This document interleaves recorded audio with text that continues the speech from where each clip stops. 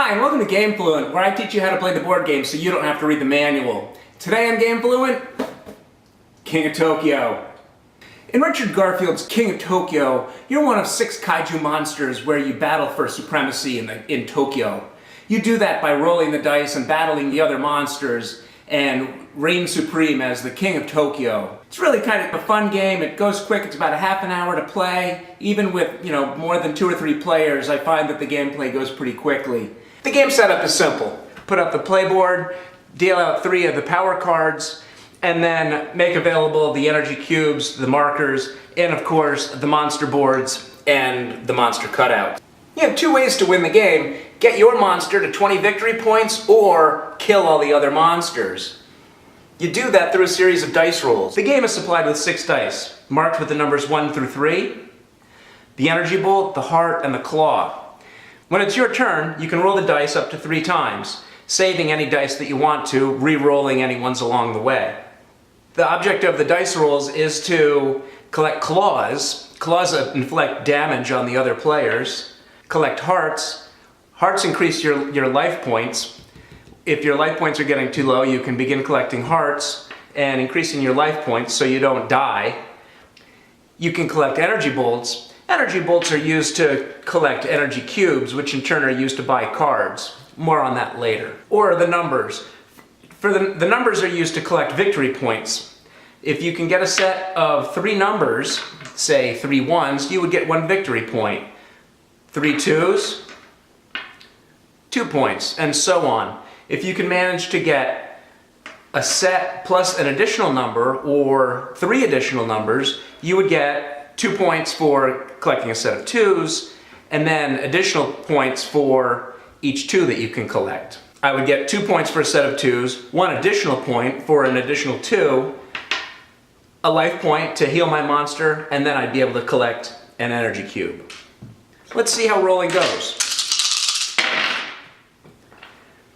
Here I've rolled a number of lightning bolts so I can buy some energy cubes, a claw attack, and 2 numbers. Let's re-roll. Another heart. A heart's kind of useless at the beginning of the game because I start out with 10 heart points. Finally, another claw. To resolve these dice, I can buy 3 energy cubes, do 2 damage to my opponents, and the 1 means nothing in this case. Let's look at another roll. There's some victory points. A set of 1s gives me 1 victory point, plus 1, plus 1. 3 victory points. If I can roll another 1, I might get another victory point. Instead, I can purchase an energy cube, which I can use to buy cards. Let's look at the game board. In the game board, there's really nothing more to it than Tokyo City and Tokyo Bay. Tokyo Bay doesn't even come into play unless you've got a 5 or 6 player game.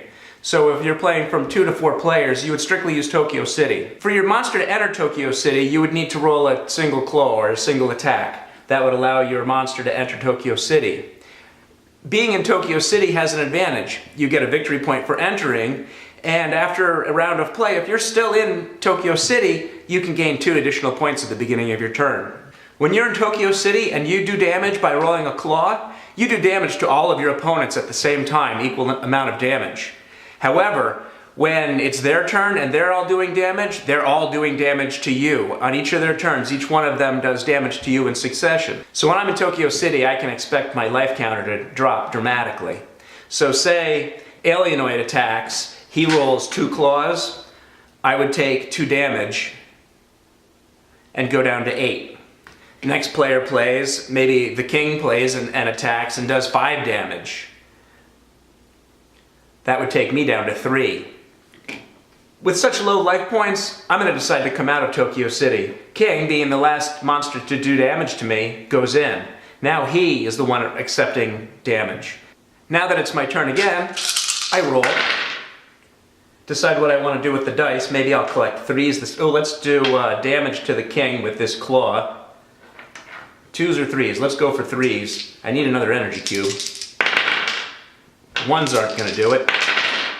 And a 3. And another attack. Look at that. What a great roll. So I get 3 victory points. I'll add those to my victory points here.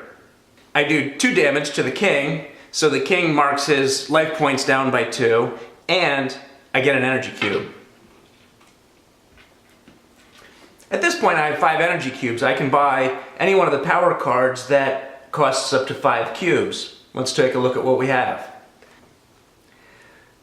Here's the smoke cloud attack. It says, place 3 smoke counters on the card, spend 1 smoke counter for each extra roll. Discard this card when all the smoke counters are spent. Well, that's an interesting card. So for 4 energy cubes, I can purchase this card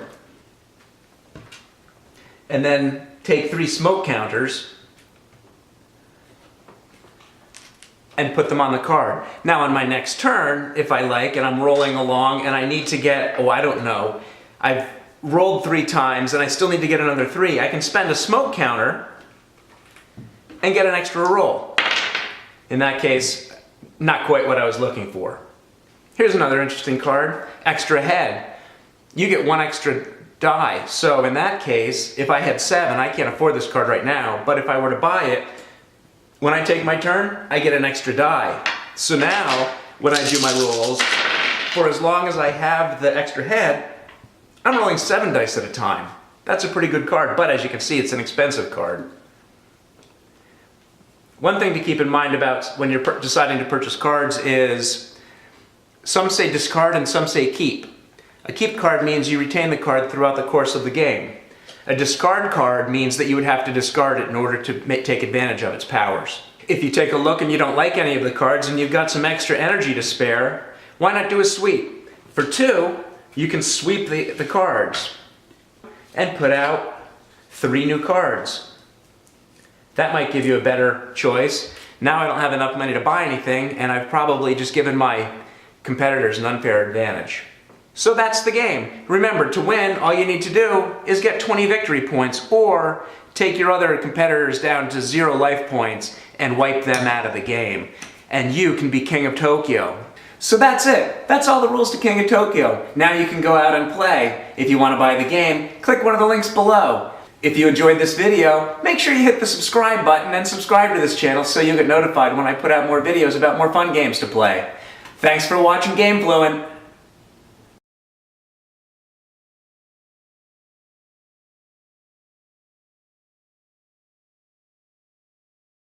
Discard and some say keep.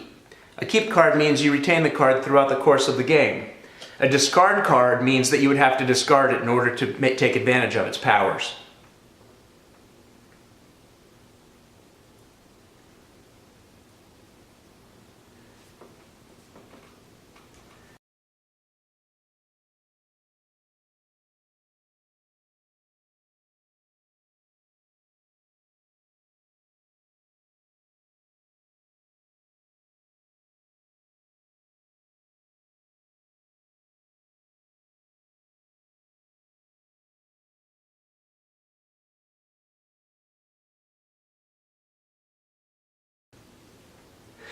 So play continues until someone either gets to 20 victory points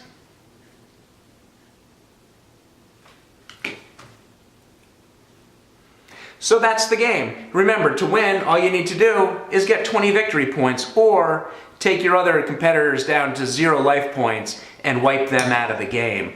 And you can be King of Tokyo.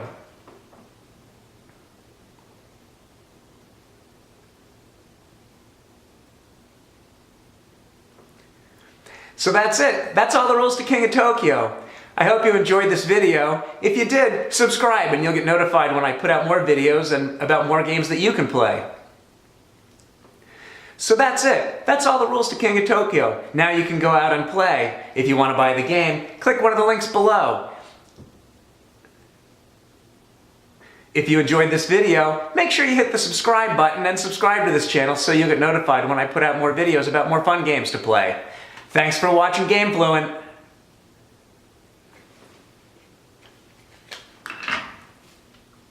Oh, what happened? Battery low. Oh, where's my...